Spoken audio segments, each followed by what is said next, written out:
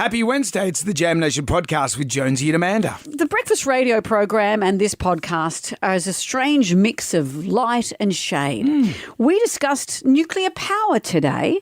Could it give Australia cheap, clean energy? But at what cost? What cost? About the safety things we need to discuss? So we had Dr. Adi Patterson on the show. He's an expert in the field. Also, Tim Winton's going to be joining us. I read his book, Breath, and I loved it. It was so good. And I saw the movie as well. He's got a new show. I watched it last night. It's called Ningaloo, about the reef over in Western Australia. He's going to be joining us. And also, Tales of the Nutbush. Seems that every Australian can do that dance. Does it trigger memories for you? Enjoy the podcast. Everybody online. Right now, by the miracle of recording, we had so many requests for them to do it again. Mistress Amanda. Miss Keller. Amanda. Doesn't work alone. Wow, this is fantastic. Her friend is in a back room making the tools of the trade. I've heard them describe him as a drunken idiot. Sorry, I've been drinking beer. The legendary pirate Jonesy and Amanda the actress. Hello, Wiggles. Congratulations, Mandy. We're on the radio right now. Jonesy and Amanda, you're doing a great job. You have no empathy for anyone but yourself, you giant tool. Now's the time to hear good radio. Sorry, a bit of a tongue twist there. What are you, an idiot? Jonesy and Amanda are here. It's showtime, a-holes. We're on the air. Top of the morning to you, Amanda. How are you? Great. You watched Succession last night? Yes, I did. And have we decided that we give people, including me, 24 hours and then we can discuss? I think we can discuss now. Well, that is 24 hours. That's 24 hours. Since it dropped. Whoa. It was Whoa. election night. And what was so interesting, and I'm sure this has touches of Murdoch, but although I've been listening to a podcast about it, and the show's writer and the big thinker behind the show, who's created the program, said it's no particular storyline involving Trump and Murdoch or any of those things, but it does show you the power a media company has on the night of elections. And in terms of the Succession characters and the siblings, all their personal stories, their personal gripes, their rivalries, their other business dealings dictate how they call the election. Nothing to do with who they feel should be running the country or who the best person is. There's no civic policy involved. It's distressing. Yeah. And I'm sure that's how it goes. Just about good telly. Good telly, good ratings. So keep propping up who our people who are watching us want to see as the winner, and we'll get good ratings. But that's what Trump is into, really. When you look at him, it's all about winning. And it's all optics. Yeah, it's all optics. It's all optics. But if they had a character like Trump in there, like the new president in Succession, the guy who's, even though there's going to be a court He's case, like a mild cetera. Trump. Yeah, because if they went full Trump, you'd say, I don't believe that character. Yeah, that's As true. if that guy would be president. That's true. We've got a package here from the Succession people. Oh, what is it? It's a box. It's a box. It's Did addressed I get to one me. too? Yeah, you did. It's out there, but this one's addressed to me. Okay, open it up. Do you want to do some? We'll be like those little Asian people that unbox stuff. Okay. What? Little kids. On the YouTube. You see them doing it. Not all Asians, are they? Usually. You said Americans unbox. Do they? You can be an Australian unboxer. Am I doing it right? Should I do it like this? Okay, now I'm going to unbox this. It's a Succession. It's a sweatshirt. Succession, the final. Ooh, that's language. That's I rude. almost said that. This is it's Logan Roy's catchphrase, beep look. off. Oh, that's Oh, look at that. that's funny. Look. It's a giant sweatshirt with, well, beep off written on the front. And it's got a tag. Wear beep off jumper when dinner parties won't leave. Dinner party guests won't leave. Your boss puts in a 5 p.m. Friday meeting. These are all good. A date won't stop talking about themselves. Your granddad gives your inheritance to Greenpeace. Oh, that's great. Where can you wear that in public? That might be one you put on at home with your pajamas. Yeah, it's a bit hard to, And also, people will, if they like Succession, will get the joke. Otherwise, Yep. it's just a bit rude. They're just rude. And you wear it at home, and then all of a sudden, Quentin Bryce will come round for a cup of tea. She'll just drop in. Yeah. inadvertently. And you go, With a TV crew, because they're broadcasting to the Queen. for this is your life. Okay, well, you're not interested then. We'll go to Larry Emder's house. Action-packed show today. Ursula Carlson's going to be joining us today. Or is that tomorrow? I can't remember. Tim Winton's joining us. I saw his show last night. Tim Winton is one of my favourite authors. He's a guy who doesn't do interviews very often, but he's got a new show on the ABC about Ningaloo Reef off Western Australia. It's an extraordinary TV experience. And I'm so excited to be talking to him. Yeah. Also, Instagram makes its return. Build a celebrity snowman. That's coming up as well. Look, don't say it out loud or Channel 7 will make a TV show about it. That's true. I dare say that Build a Celebrity Snowman would be better than Blow Up. What do you reckon? I'm not saying anything because I really like Stephen Curry. I love Stephen Curry.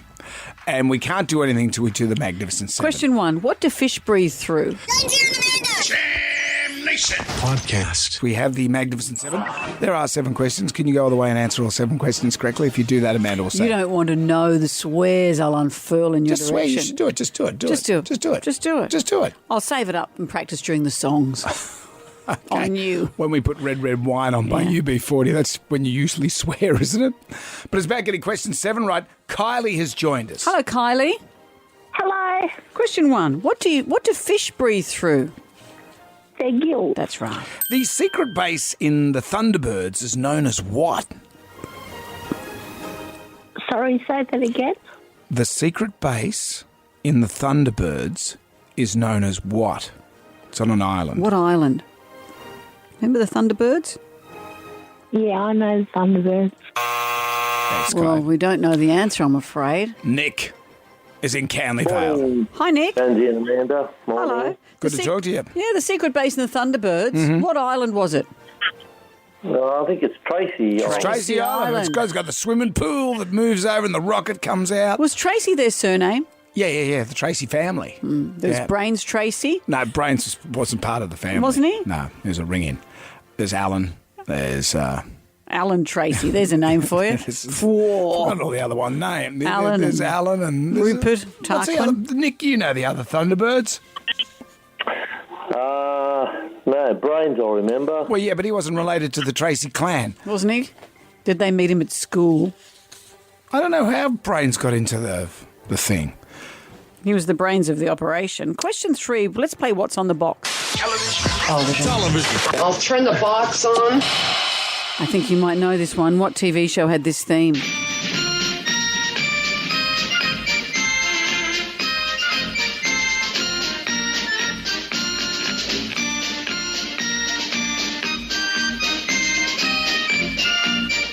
Anytime, Nick.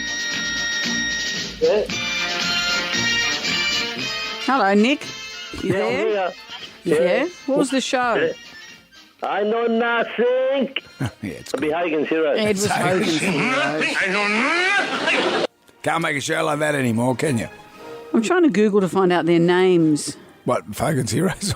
We moved on from Have Tracy we? Island. There was Alan, Alan, Scott, Virgil, Jeff. Yeah. Yeah, their names. The outmost ring of an archery target is what colour, Nick? The outermost ring of an archery. It's different to a dartboard. It's archery. I'll just better guess red. No, Nick. that's the third ring inside. All right, the outmost ring of an archery target is what colour? It's question 4. The Magnificent Seven. We're at question 4. It's going to Lisa in Londonderry. Hello, Lisa. Good morning, guys. Hello. Lisa. The outmost ring on an archery target is what colour? White? It's Yeah. white.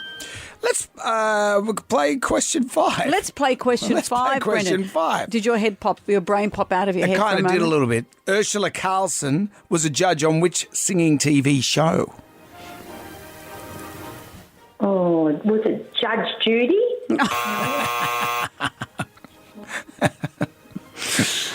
No, Lisa, it wasn't. God bless you, but no. No. Craig's in St Andrews. I don't remember the singing section on Judge Judy. Craig, hi. Hello. Ursula Carlson was a judge on which singing TV show? I think The Masked Singer. Yes, she's on our show tomorrow. I'm surprised put it you to her haven't that been she on should that have been. Masked Singing before. Well, I can't sing. I think you can sing. I can't sing. You can You've sing. heard me sing. Sing a song. Sing a song. Yeah, actually, you're right. Make it simple to last your whole life long. Oh, did I hit a note? Hit something. You're rubbing your face. Yeah, maybe that's not for you. Go in as a giant gusset. Which royal is refusing to move out of their house under the orders of King Charles? Oh, wow. It's not who you think. Harry. No, I was going to say it's not the obvious one. Chloe's in Oran Park. Hello, Chloe. Hi, guys. This is one of the royal siblings. This is one of Charles's siblings. He's refusing to move out of their house, even though Charles is trying to kick him out. Prince Andrew? Yes, Yeah, the man who doesn't sweat. Andrew, who doesn't sweat. What is the new Channel 7 show involving balloons called? Love Island? No. Oh, I heard it the other night. Blow Up? Yes, Let's it's blow up. Let's blow up. How's it going? Not so well in the ratings. It's up at, well, MasterChef's beating it, as is Farmer Wants a Wife. I must admit, Hard to launch a new show where you're blowing up balloons. I haven't been able to watch it because there's been other stuff on, Succession and Tim Winton's thing last night, so I'll watch that, but maybe I should get round to Blow Up. But is it like Lego? It's Lego, but with balloons. Yeah, okay. Maybe they should combine it with Love Island, as you We stated. put the balloon somewhere interesting. Maybe that's something we'd all watch. Congratulations, Chloe. You have won the Jam Pack. It's all coming away. $150 to spend at Bay Vista. World-famous desserts at Bay Vista, Parramatta and Brighton Le Sands. In-season passes for you and 3 friends to Maybe I Do in cinemas May 25. You know what I see, Chloe? You and your posse going along to see the movie. And Jonesy and Amanda Kate to choose for you to colour in and some stated pencils. Anything you'd like to add?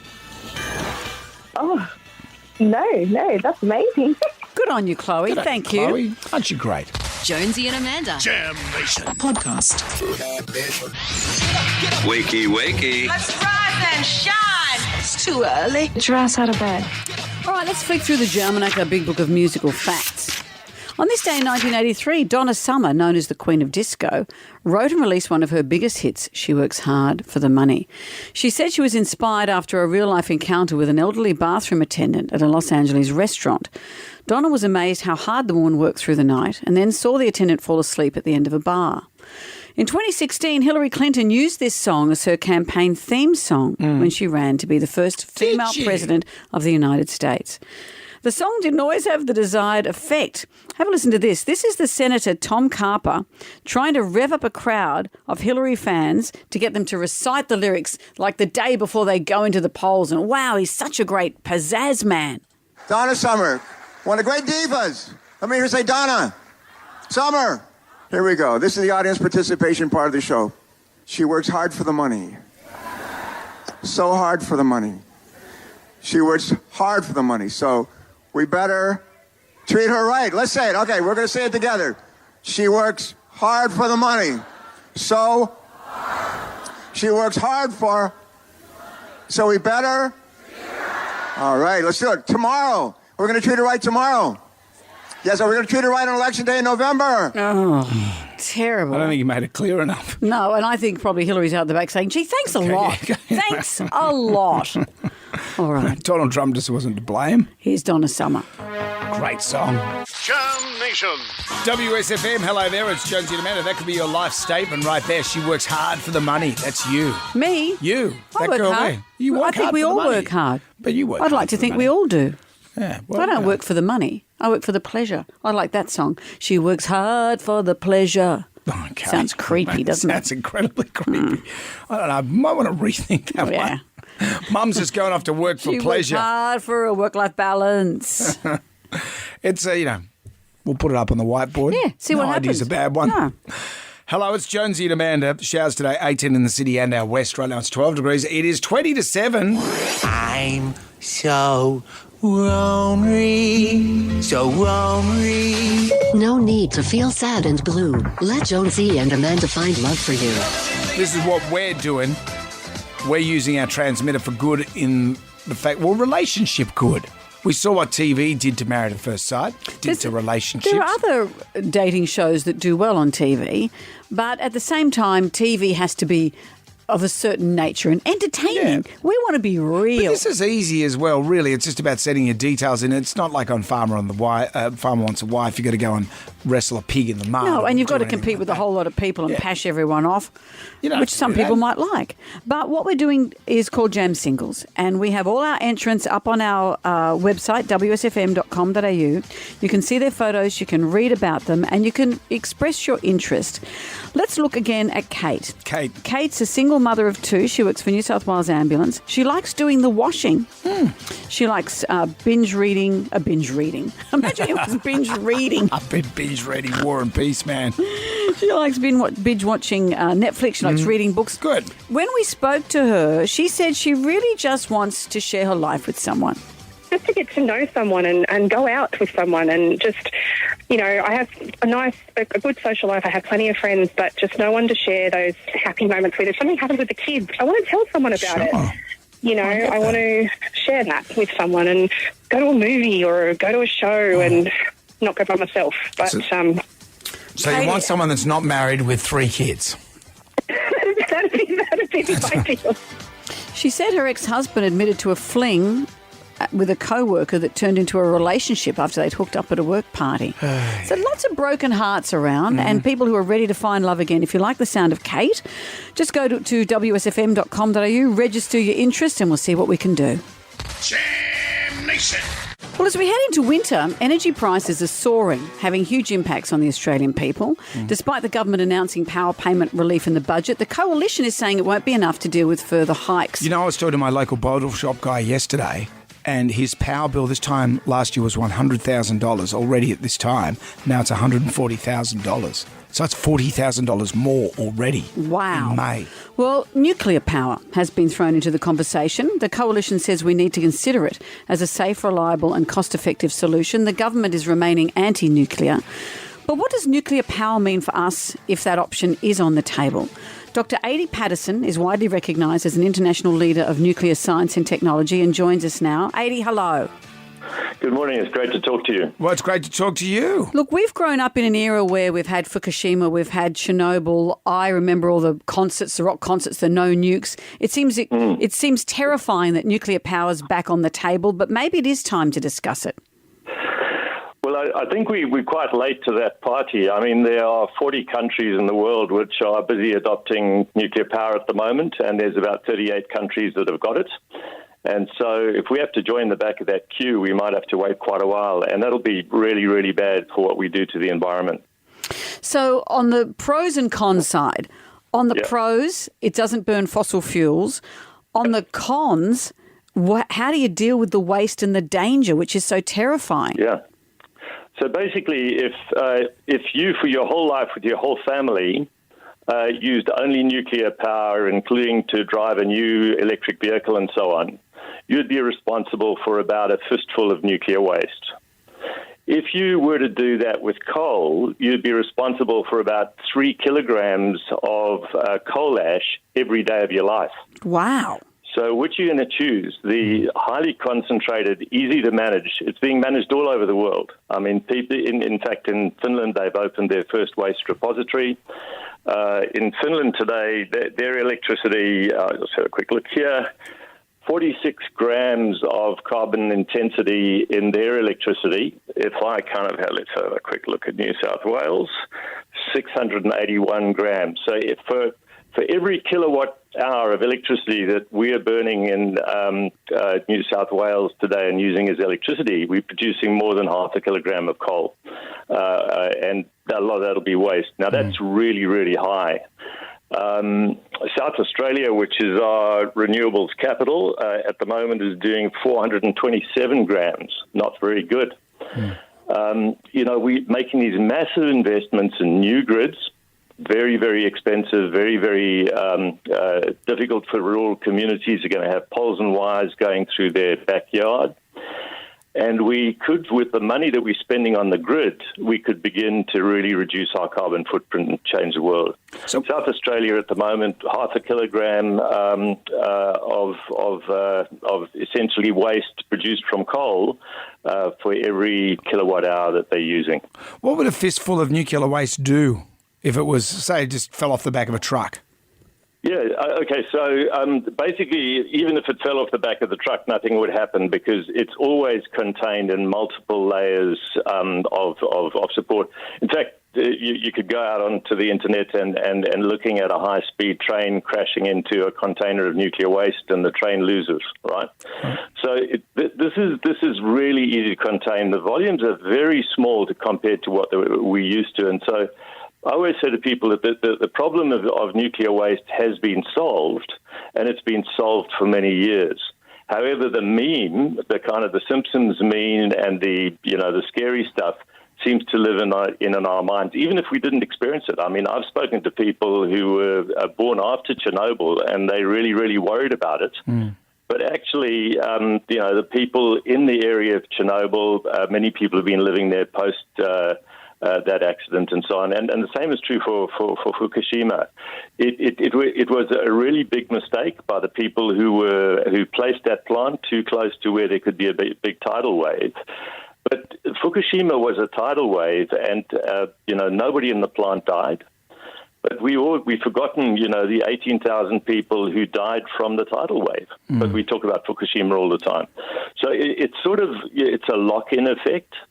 But the great benefit of nuclear is that it's really, really low carbon, and it's always on. You're not depending on weather-dependent sources. I mean, most people don't know that there's been a wind fail in Europe this year. Europe this year has got 15% less wind than last year. Just year to year, wind is unreliable. From the morning to the afternoon, wind is unreliable. The sun goes down at night.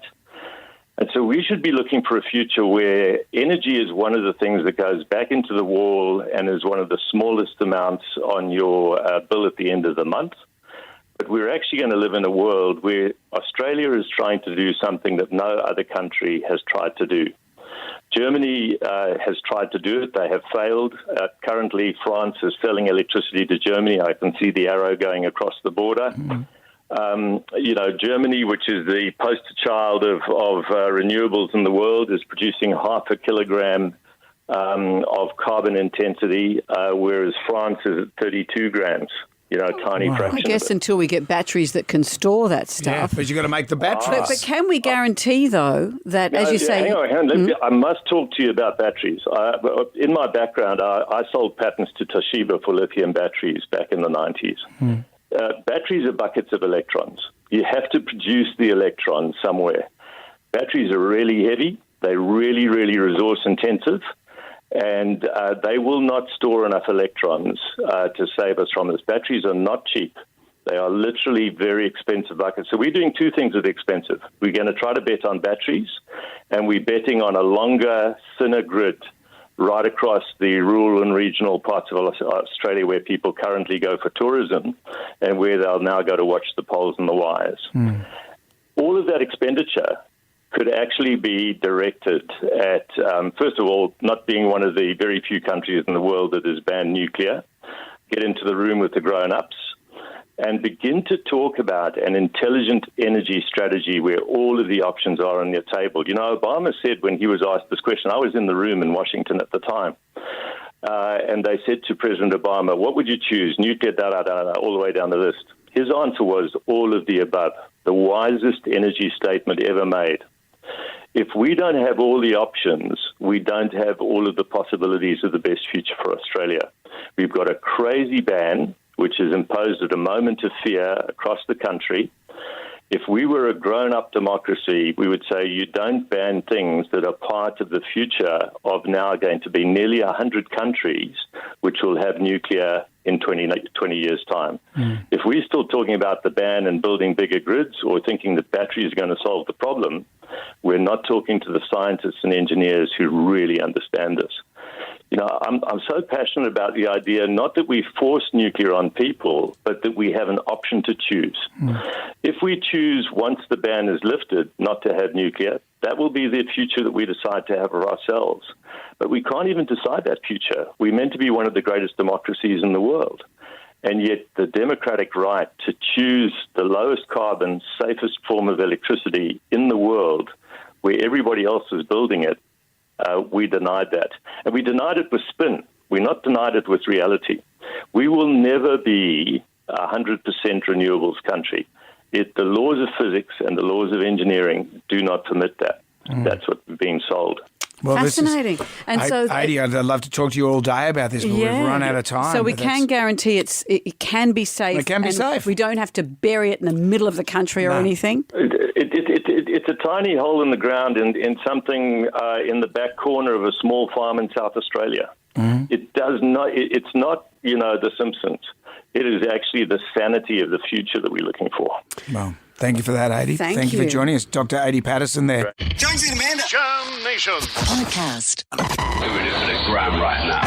Who wants some free money? Instant. Going fast. Moolah. I like the sound of that. Jonesy and Amanda's Instagram. Here we go. 10 questions, 60 seconds on the clock. You can pass if you don't know an answer. We'll come back to that question if time permits. If you get all the questions right, you win $1,000. And then we say, hey, do you want to double your money? One more question, get it right, $2,000 is yours. But if you take that option and get it wrong, you walk away with nothing. Let's get there first. Paul's in Brighton Le Sands. Hi, Paul. Hello, how are you? Very well, thank you. Now, Paul, if you sound like Frank Walker from Frank Walker Tiles. No, it's National Time. National Time. National Tiles. That's it. That's the thing. Now, Paul, if you're not sure, please say pass. We might have time to come back because if you're wrong, it's all over Red Rover, okay? Okay, understood. I'll just say this, Paul. I'm just looking at these questions. I reckon you can do this. No pressure. Go easy on me. I'm They're afraid. pretty, Well, the they're questions pretty are the easy. questions. We can't change anything now. There are 10 questions. Okay. 60 seconds. Paul, are you ready? Yes. Let's ready do to it. Question 1. What day is tomorrow? Tomorrow is Thursday. Question 2. What country has the famous Great Wall? China. Question 3. What's the main topping on a margarita pizza? Cheese. Question 4. What does 2 times 2 equal? 4. Question 5. Which planet is known as the Red Planet? Mars. Question 6. Which Disney princess lives under the sea? The Little Mermaid, Ariel. Question 7. Finish this saying. You can't teach an old dog. New trick. Question 8. Who's the current leader of the opposition? Pass. Question 9. The album Whispering Jack is by which Aussie icon? John Farnham. Question 10. Who is Ben Affleck's ex-wife? Jennifer Garner. Question 8. Who is the current leader of the opposition?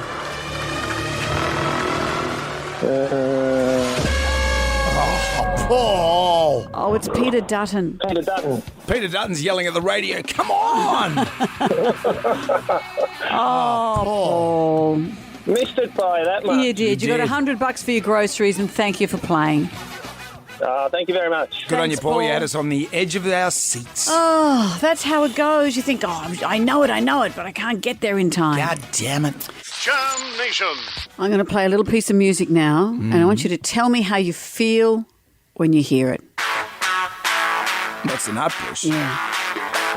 I can Tina Turner. Everyone has some kind of reaction to the Nutbush. What's yours? I have a visceral flashback to year 7 in school, 1980, and we're doing PE, and I thought we were going to be doing a round of Cocky Laura, which is like British Bull Rush, It's wasn't it? British Bulldogs. Yeah. Just where you You'd still run catch at each someone other. and stuff, It's just tackle them. It's pretty much rugby league without a ball. And instead, the teacher, our PE teacher, said, "Boys, we're going to do disco dancing today." And he had these scoop shorts on, Like the Linda Ronstadt. scoopy shorts on, and a tight shirt. And he's wearing a headband, like Mark Knopfler in, Dire Straits. Or like Olivia Newton-John in okay. Let's Get Physical. Well, I like to think Mark Knopfler. And then he put that on, and up on the blackboard, he had all the moves for the Nutbush. Yeah. And then we all had to do it. Well, this is an interesting thing. It's believed that it was a New South Wales Department of Education initiative.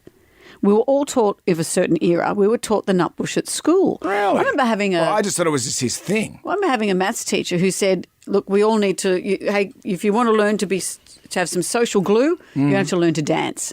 So that's what the Nutbush really was about, I think. It got kids moving, so it was physically active. It taught you a dance that to this day, most of us can still do. It's only Australia that really does the Nutbush. Not even in Nutbush. Well, Chris and Miguel from the Living Room did a story in Nutbush, did the Nutbush, and no one around them knew what they were doing. They'd never heard of the dance. What's the gringo and the Mexican doing? They knew, he was Spanish, but still. They knew the song, but they had never heard of the dance. It's a very Australian thing that we were taught this in school.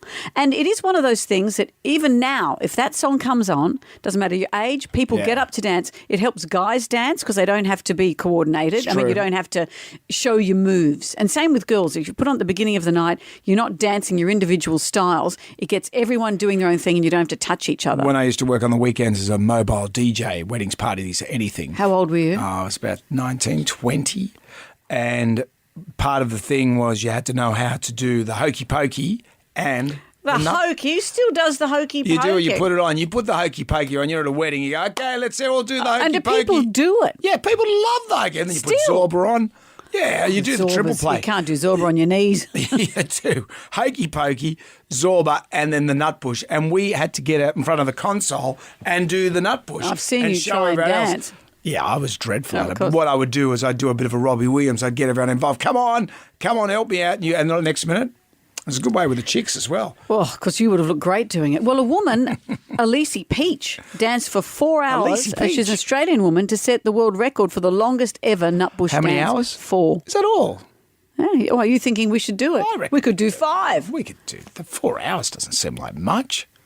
Brendan, I'm not doing the Nutbush for 5 hours. Blakey Johnson went and surfed for 40 million hours in the surf all the time. We set a world record. We're not heroes. We did an underwater dive record. We broadcast our radio show underwater. Yeah, well, maybe, I don't know. Maybe we get Ryan to do it, Gen Y Ryan. Yeah, he'll do it. For 4 hours. Did you learn the Nutbush at school? Yeah. So they're still doing it. He's only 5. He just left school last year. Tribal Drum is beating for Tales of the Nutbush. See what I've done there? Maybe you met your future partner while you were dancing the Nutbush. Yeah. Maybe you fell over in front of the whole school and wet your pants looking for a friend. Tales of the Nutbush. If you're a man of the match, a $300 voucher to spend on Casio.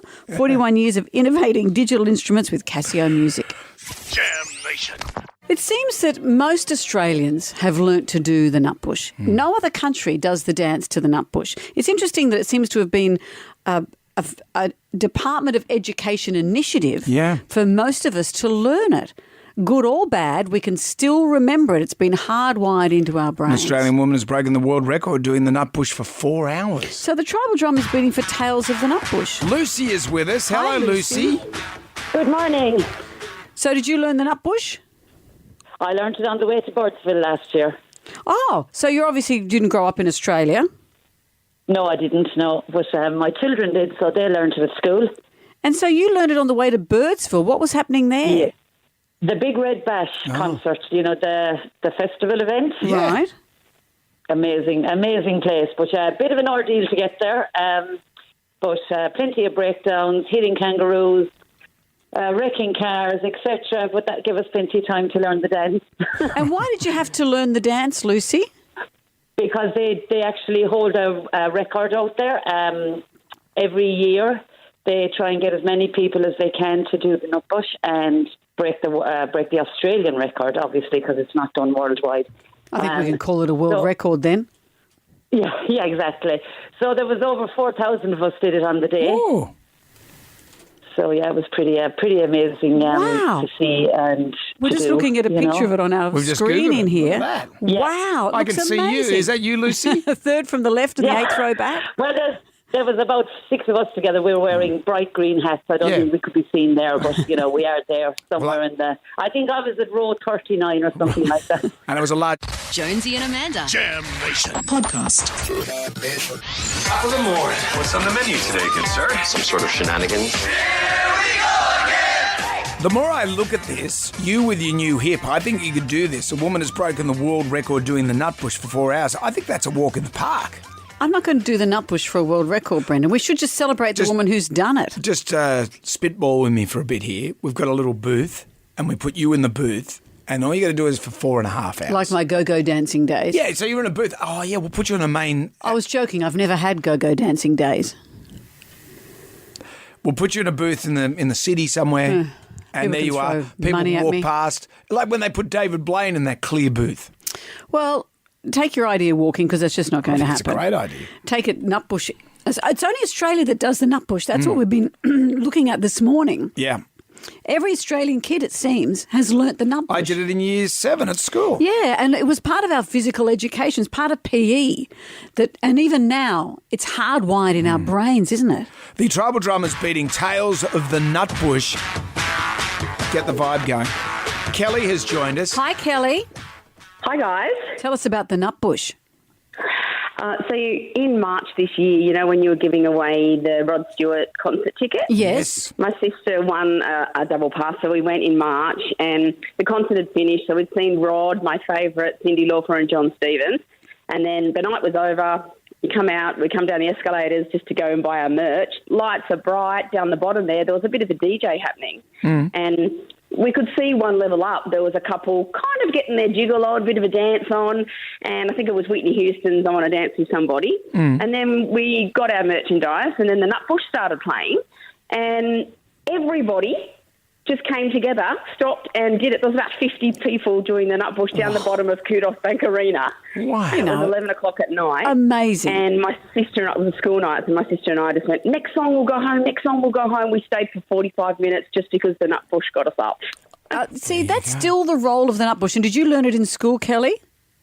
I don't remember learning it in school, but what we did is every family gathering, my nan would put it on and my aunties, and we would do it in the lounge room. Yeah. And even I was telling the producer there that my nan had that song at her funeral. So as we walked out of the chapel, the Nutbush at her funeral. Because she loved it so much.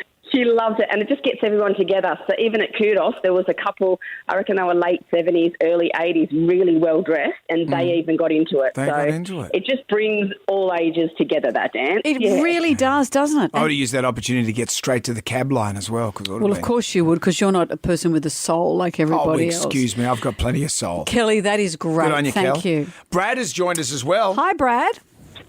Hi, guys. How are you? Very well. Let's hear from a guy. Did you do the Nutbush? Yeah, well, I think it was about 6th class, and we had a really bad sports master, so he made us do it in the hall. I didn't want to do it, but I ended up doing it, and I was really exaggerating it badly. So he said, "Oh, Bishop, get up on stage and do it." So I got up on stage, and we were exaggerating a lot, a bit like Carlton, you know, and I fell off the stage. And the whole school sort of stopped. I got back up, started doing it again. Everyone laughed. Anyway, I got grabbed by the ear by the sports master, taken in the office, and I got the paddle 3 times. You know, and he only gave it 3 times. And it was like, you know, you're an idiot. Yeah. Okay, that was a good experience. So when you hear the song, is it a bit triggering for you, Brad? It is. I remember because there was a little cricket bat he hit me with too, and it hurt. You know, I just go, wow. You know, they were the days of being hit. I copped it a lot, but because I was a bit mischievous. Yeah. But that's good entertainment. I appreciate that as an entertainer. You at school. showing off, when doing you the fall Nutbush. over, and then you get and you got the crowd behind you, and they're all going, "Yeah." Is it worth it to get the cricket bat round the back I think of the it legs? is. I'd be in it for the cricket bat. Yeah. Well, thank you, Brad. I think Brad misses it. Nation Podcast. Let's get on down to the Jonesy and Amanda Arms for the pub test, and today. Nuclear power, does it pass the pub test? Yes, the government has announced that there is a ban on nuclear power, but the opposition is saying that with rising energy prices, we really need to be looking at this, and with the burning of fossil fuels as we do now, this is a safe, they say, reliable and cost-effective solution. I was talking to my bottle shop guy yesterday. His electricity bill this time last year, $100,000. This time now, it's $140,000. So it's $40,000 more. We're being told that the alternate energies really aren't viable because the battery situation is not viable. Having said that, the Federal Energy Minister, Chris Bowen, says it's a $400 billion price tag to make. They're saying that, you know, this could be a solution, but look, it's $400 billion, so it's not on the table. We spoke to Dr. Adi Patterson, who's a nuclear power scientist, earlier, and I said, let's look at the pros and cons. So on the pros and cons side, on the pros, it doesn't burn fossil fuels. On the cons, how do you deal with the waste and the danger, which is so terrifying? Yeah. So basically, if you, for your whole life with your whole family, used only nuclear power, including to drive a new electric vehicle and so on, you'd be responsible for about a fistful of nuclear waste. if you were to do that with coal, you'd be responsible for about 3 kilograms of coal ash every day of your life. Wow. So which are you going to choose? The highly concentrated, easy to manage. It's being managed all over the world. But what about safety? What would a fistful of nuclear waste do if it was, say, just fell off the back of a truck? Yeah, okay, so basically, even if it fell off the back of the truck, nothing would happen because it's always contained in multiple layers of support. In fact, you could go out onto the internet and looking at a high-speed train crashing into a container of nuclear waste and the train loses, right? So this is really easy to contain. The volumes are very small compared to what we're used to, and so I always say to people that the problem of nuclear waste has been solved, and it's been solved for many years. However, the meme, the kind of the Simpsons meme and the scary stuff seems to live in our minds, even if we didn't experience it. Of course, but demonised a bit, Chernobyl and all that sort of stuff. Of course it's been demonised. Human error still comes in. Yeah. Remember when that isotope dropped off the back of a truck? 10-piece isotope. Cost the Nullarbor last year. Yeah. You know, they said, oh, that shouldn't have happened, but it happened. But you look, 150 years ago, we were using whale oil to light our houses and heat our houses. You're saying bring that back? Bring back whaling. 150 years ago, we were doing it, and they said, we can't do that anymore. And then coal, obviously, we've run out of gas with coal. There's plenty of coal, but as Doctor has said there, it leaves too much, it's too much harm on the environment. If we had invested in our alternate energies years and years ago, we'd be a lot further along by now. But I don't think wind and solar, I think they're a big part of it. I think we can harness a lot of things, but they're not the be-all and end-all. No, that's right. Well, could it be nuclear? What do you think? We grew up in an era where this was the most terrifying thing you could possibly imagine. Nuclear power, does it pass the pub test? 13 WSFM is our number. We'll have that for you at 8 o'clock. It's 12 to 8. Jam Nation. I want you to get up right now. I feel like I'm taking crazy pills. Go to your windows, open them, and stick your head out and yell, I am as mad as hell. I'm not going to take this anymore. Down to the Jones City Bannerums for the pub test today. Nuclear power, does it pass the pub test? Does it indeed? Our energy prices are soaring. The government says no, it's not on the table. The opposition is saying, I think it's time for us to look at it. We just spoke to nuclear power scientist Dr. Adi Patterson earlier, who said that the old tropes of The Simpsons and even Chernobyl, those sort of accidents would not be on the cards now because of the different way that it is generated, stored and used. And all he's pretty much saying is let's put it on the table to talk about, because there's other things as well. It's not just wind and solar, there's hydrogen as well. Well, Chris Bowen, the Federal Energy Minister, has said nuclear is too expensive. It's $400 billion, as well as everyone's fear, I guess, of the safety aspects. Nuclear power, does it pass the pub test? Yes, it does. We have nuclear submarines and they're fine with that, so it's all good. No way. It's too expensive and takes too long to implement. Absolutely it does. We should be absolutely looking at it. Finland's just put a new nuclear power station online. Their power prices have dropped by 75%. The issues with things like Chernobyl, they've got new reactors where that problem just doesn't happen. We're a very stable continent. We don't have the earthquakes like they do in Japan. We've got all the uranium that we need. It's a no-brainer, guys. Absolutely no way. It's too dangerous. Financially, it doesn't stack up. I don't know why WSFM are falling for the propaganda and having that man on air. It's too dangerous. It's so bad for our children and grandchildren. We can't do it. Well, we don't actually know that.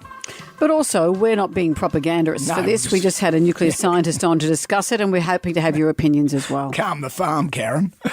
Coming up, gets my That's ghoulies. not fair. We asked for people's opinions. You can't call them propaganda. Karens. It's propaganda. It's not propaganda, for God's sake. Jonesy and Amanda. Jam Nation. Podcast. Do you want to build a snowman? Do you want to build a snowman? All this week, we're giving you the chance to win the ultimate ski trip to Aspen, Colorado by playing our new competition, Jonesy and Amanda's Celebrity Snowman. Yeah, a slow man. Slow man. If you win, you go into the draw, and there's only 5 people in the draw. Got a good Unbelievable. chance there. This is what you can win. A trip for 2 to Aspen includes flights, 7 nights accommodation, lift hire, ski passes, on-ground transfers, valued at $25,000. Claire is in Clareville. What are the chances? It just works. Hi, Claire. Hi. Hello. Well, let's hear Well, I was going to say, let's hear our sound effects. What I mean is, let's go out into outside the in snow. Come on. Have you got your muff on? Always. Good. It's chilly. You start building it. I'll start building it. Now, don't go over the top with the height, because this person's, well, a little bit shorter than you. Well, I'll put a bit more on there. Yeah. That's about right. Yeah, not too much. That's your clue number one, I'm afraid, should we say it's a Claire. he or a she? Let's say it's a he. It's a he. And not as tall as others in the same sort of industry. Some might. Let's say movie star. Let's say movie star. Well, how long do you want, Claire? Well, no, we're saying movie star and not as tall as others. Who might it be? He looks real to me. And I just get one guess. Yeah, that's all. Tom Cruise? Yes, it is! How'd you get Tom Cruise? Oh my gosh! Wow, that was. I know. That was a good one guess. That was a good. I didn't even get to say guess. I'm not. It doesn't look fake to me. You could be heading off from Clareville to Aspen. We are going to be drawing this on Friday. You might run into Gwyneth Paltrow. Oh my gosh, I didn't imagine my day going this way. How great's that? Well, this is thanks to the Snow Travel Expo, Sunday, May 28 at ICC Sydney Darling Harbour. Free ticketed entry at the door or online at snowtravelexpo.com.au. Good on you, Claire. Awesome. Thank you so much. Thank you. Jam Nation. We know Tim Winton for some of our favourite books, Breath, Cloud Street, Dirt Music, to name just a few. While storytelling in books is where we usually find his magic, this time he has something different in store for us on the screen. Ningaloo in West Australia is a place Tim has visited, he's loved, he's wept for, he's advocated for over 30 years. And through a documentary, he's taking this place to the world. He joins us now to chat about it. Tim, hello.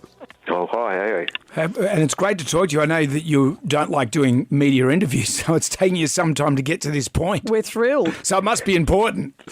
Oh well, yeah, it is important, and it's been a long journey to make this program, and I'm just glad I survived it, to be honest. Well, some extraordinary things do happen to you on screen, but first of all, for those of us that don't know much about the region, tell us about why it's so special and why it could be under threat. Yeah, well, it's on the northwest coast of Western Australia, which is usually better known for mining and industrial activity, but it's the last sort of pristine part of northern Australia, and it has three main ecosystems: Ningaloo Reef, which is a fringing coral reef. Cape Range, which is an arid, mountain range, and Exmouth Gulf, which is an enormous estuary, about 50 times the size of Sydney Harbour. And it's a kind of really rare place in that it's remote and pristine, and it's probably, if I can describe it this way, if you get in the water there, you'll see more charismatic megafauna, big animals, in one day than you will anywhere else in the world, including the Serengeti. The place is just teeming because it's on the edge, the shortest part of Australia's continental shelf. So it's where Australia hangs at the edge of the really, really deep water, at the edge of the abyss. So all these animals are just coming in really, really close to shore, and so you can be with a whale shark, pop your head up and look at the desert, and you can see the beach, and you won't see a building for 300 kilometres. Tell us about the moment with tagging the dugong, which was much harder, I imagine, than it sounds.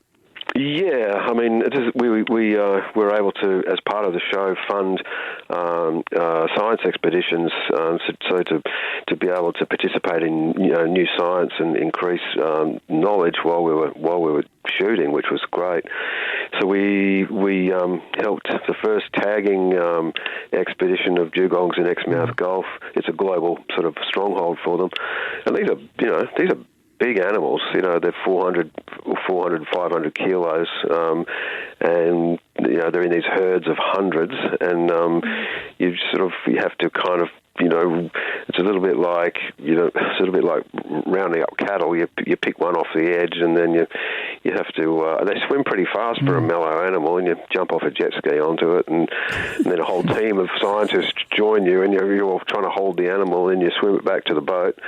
You have to do it in very shallow water, or it'll drown you, because everyone's wearing crash helmets. Wow! Because it's it's a big, strong animal, and it's understandably trying to rub you off against the bottom, the way a horse will rub you off against a tree. And then you get it into a sling, get it calm, we sort of reassure it that you're not going to eat it or do anything weird to it, although you actually do some weird things to it, because you're kidnapping it for science, right? Yeah. And it feels like it's been kidnapped by aliens, and sadly it does involve the probe, but so you have to sex it. Then they take DNA, and we put satellite tags on and do all this stuff. But honestly, to hold a 450 kilo mammal in your arms, which is not normally illegal, but you're doing this under scientific permit. It's a pretty rare and amazing experience. And this animal's just looking at you, thinking, "Dude, all I was doing was eating seagrass." Is this up my bum? What's this about? Yeah, The dugong get your hand out of my bum. Goes home to the family. You won't believe the day I had today. That's right, Marge. Didn't in the old days, the old sailors, didn't they think the dugongs were mermaids? Yeah, and look, they do have. They're different to a dolphin or a whale, because dolphins and whales have a single spiracle, a single blowhole. These guys have two nostrils, a bit like Dino out of the Flintstones, which is obviously a generational reference that half the listeners won't get. We get it. But they have a face. I mean, it's a face that only a mother would love. Let's be honest. But they really do. You can feel where they used to have shoulders. I guess if you're at sea for 2 years, and unless you're the cabin boy, you haven't had any action. You could probably imagine that these were mermaids. But you weren't tempted, Tim? No. Put it this way: they eat seagrass, and you're right up in their face, and they've got sort of vegan breath, fasting vegan breath that's just come out of the gym. So no, wasn't tempted, It's not for you. Well, then maybe there's a book in it, a story of a man and a love of a dugong, and even though she's a vegan, he can probably with terrible breath. Yes, that's come right. around. It's like you can just imagine, ill-fated love. Ill-fated love. Well, Tim, probably illegal love. I think it would be. I don't know what the rule is on. Well, it's mammals. So yeah, true. Yeah, well, there you go. And we are cousins, but I'm sure there's a law against it. But look, it's platonic. My love for the world is pretty passionate, but doesn't mean that it's not platonic. No, I think you're protesting a bit too much there, Tim. Damn, you got me there. Just answer the questions. Tim Winton, it's great to talk to you. It's the vibe of it, Your Honour. Ningaloo is on right now. It's streaming on the ABC, and really it's such a great watch. Thank you for joining us, Tim. Oh, pleasure. Thanks for having me. Jonesy and Amanda. Jam Nation. Podcast. Good morning. Do you mean to wish me a good morning, or do you mean that it is a good morning whether I want it or not? All of them at once, I suppose. Nice chat with Tim Winton. We couldn't stop talking to him. No offence to Natasha Lee, whose news I was listening. gripped. I had Natasha in one ear and Tim in the other. We were having this great chat with him about all things whaling. He's obviously from Western Australia. When I was a kid... He's from Albany. Yeah. Well, we lived in Perth for 2 years, and I remember going to Albany Beach and seeing a whale being flensed. And for a long time I thought I'd imagined it. And he said, no, that used to be a tourist attraction. And I still remember the smell. I didn't realise whaling stopped. I thought it stopped in Australia in the 60s, but it stopped in Western Australia in 1978. That was when they stopped doing it. And the numbers of whales, the sperm whales, I think it got down to like 300. Yeah. And now there's 30,000. Amazing. So anyway, we kept talking to him. It's the longer chat, if you'd like to hear it, is up on our podcast now. Head to Jam Nation. It will be there. He's just so fascinating. Jam Nation. WSFM's 50K 10-4 payday. Rock on. On the line, we have Paul of Caringbah. Hello, Paul. Hi, Amanda. How are you? I'm very well. Let's see if we can get you $1,000 just for listening to the radio station, which is the best homework in the world. What song did we play yesterday at 10 o'clock? When Doves Cry by Prince. Yep. Then at 2 o'clock, Paul, you would have tuned in and you would have heard Dancing in the Dark by the Bruce Springsteen. The Bruce brought it. That's right. Forever known as that from these days. And what did you hear it for? Dragon Young Years. It trips off your tongue, Paul. You've won $1,000. Ka-ching. I'm absolutely wrapped. Good man. Inside. Yeah, no problem. It's as easy as that. All you have to do is listen to the songs we play at 10, 2 and at 4, and you can win $1,000 with us. Easy peasy, Japanesey. Coming up, gets my lemon goodies. squeezy. I think you could say easy peasy, Japanesey still. Well, I think you that's just okay. did. Yes, gets Well, my 'cause I'm ghoulies. saying how good's Japan. Give it up for them. They're easy peasy. Lemon squeezy. Japanesey. Maybe that's your ghoulie. If you've got a ghoulie, I don't think go to the that's iHeartRadio app, go to WSFM, press the microphone and record your ghoulie. Jam Nation. Everybody shout! Come on now, sing out! It's time for the ghoulies get together. You can win $20,000 cash if you're our favourite ghoulie of the year, thanks to Hair and Forbes Machinery House. Your one-stop machinery shop. Just download the iHeartRadio app, go to WSFM, press the microphone, record your ghoulie. What have we got? What gets my ghoulies is when you park in the shopping centre car park and you leave plenty of space and then you come back and another car is parked right on top of you and opened their door onto your car and left a nice dent.